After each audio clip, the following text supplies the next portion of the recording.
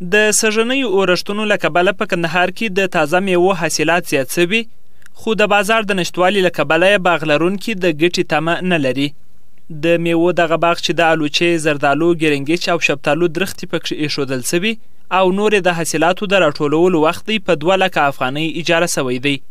د دغه باغ اجاره کوونکی رحمت الله وایي چې اورښتونو د حاصلاتو پر زیاتوالي تاثیر کړی، خو د میوو د مرزونو او د بازار د نشتوالي له کبله به خپل سر هم ورپوره نه کړي. دا باغ په 2 لکه روپۍ اجاره کړی وه، ډېر ښه حاصلات یې کړي وه د باران په خاطر.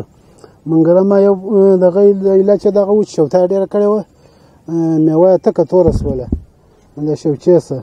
او بل علاج دغه دی چې بازار نه لري، د مزدورانو مزدوري نه جوړوي، د کاټن مصرف نه جوړوي. ملا خو موږ مجبور یو اوس یې کوو، پیسې منجور کړي دي. په کندهار کې که څه هم سږنیو اورښتونو زیانونه واړول، خو د کرنې په برخه کې له ځان سره ښه زیري درلودل او د اوبو کچه یې ډېره رالوړه کړه. باغ لرونکي له حکومته غواړي چې د تازه میوو د ساتلو لپاره ورته ساړه ساتنځایونه جوړ کړي او یا هم د میوو حاصلاتو ته نړیوال بازار پیدا کړي. او په 40 افغانۍ د یو کارټن نیسو، په 60 افغانۍ خالي د مزدوران راشکوي، نو مصرف یې ډېر دی. بیا نو هلته 10-12 افغانۍ کمیشن دی پسې. نو زموږ زردالو چې خارج ته ولاړ سي یا یخچالونه راته جوړ سي، دغه شی به زموږ شی به په ثمر ورسېږي چې څومره په یخچالو کې کېښول سي، بیا بېرته نور کم سي، د نورې میوې بیا بېرته راووځي، نو بیا به په ثمر ورسېږي، بیا به قیمت پیدا کړي.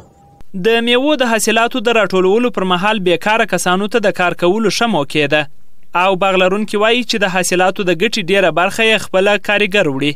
دا ورور ډېر ښه اسانه دی. موږ سهار پر 7 بجې راسو، بیا در غرمې در 1 بجې در 1:30 بجې پورې اخته یو.